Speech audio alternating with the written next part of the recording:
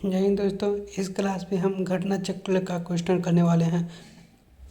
एक एक क्लास में ये चलेगा जिसमें 20-20 क्वेश्चन रहेगा और ये क्लास बस 10 में से ज़्यादा नहीं रहेगा। इसमें आप अपने हर प्रकार की कॉम्पिटिटिव एग्ज़ाम की तैयारी कर सकते हैं। चलिए शुरू करते हैं। निम्नलिखित में से किस अधिनियम में कलकत्ता में सर्वोच्च न्यायालय की स्थापना की गई थी? तो आपका सही आंसर है रेगुलेटिंग एक्ट 1773। देखिए दोस्तों, इसका नीचे पूछा गया है, यूपीपीएससी में ये पूछा गया था। नेक्स्ट देखते हैं।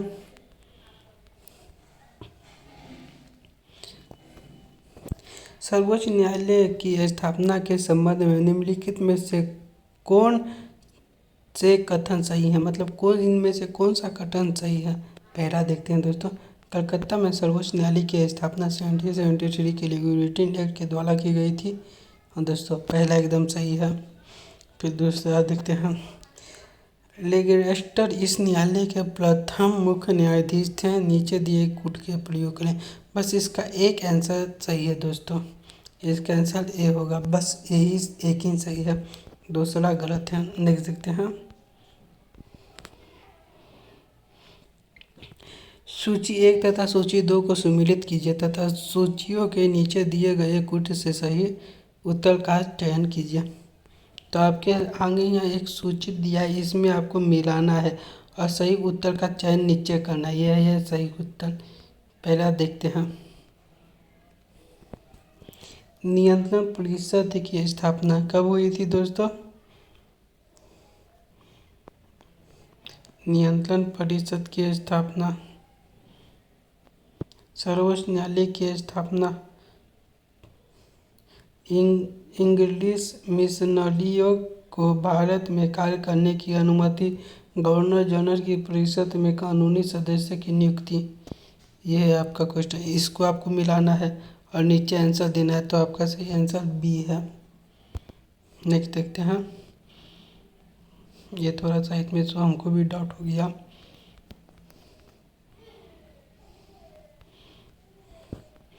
निम्नलिखित में से किनसे भारत में अंग्रेजी शिक्षा की नींव पड़ी थी? पहला 1831 का charter act, general committee of public instruction 1823, प्राचार्य एवं आंगनवाड़ी विभाग। नीचे दिए कूट का प्रयोग कीजिए। तो आपका सही आंसर है बी 2।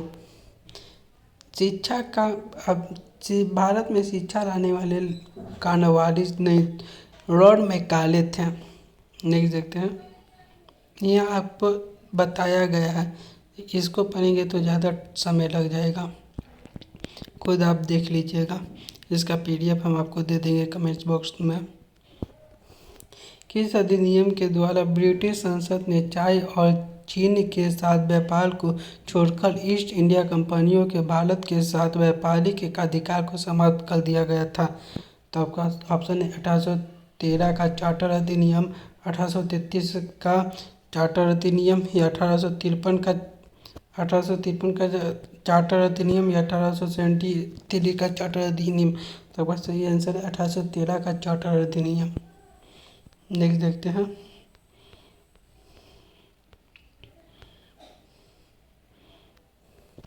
चार्टर एक्ट 1813 के संबंध में निम्नलिखित कथनों पर विचार कीजिए।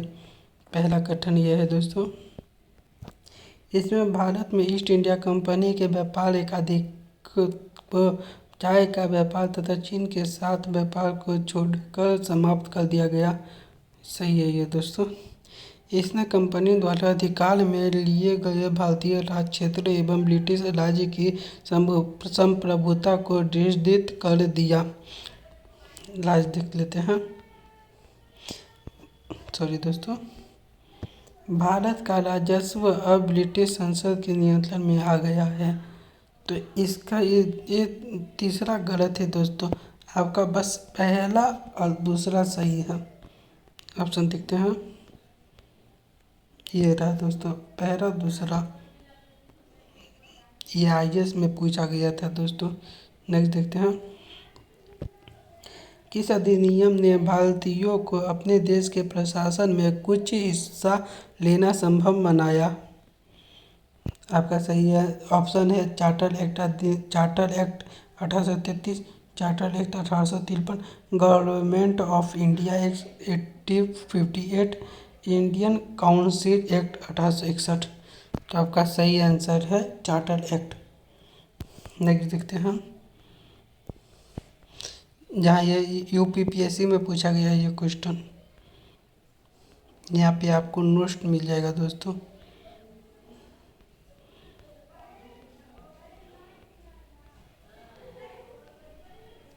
बस दोस्तों ये इतना ही तक था क्वेश्चन, तो आज के लिए इतना ही लगते हैं। आज तक क्वेश्चन है, बाकी यहाँ नोट्स दिया हुआ है।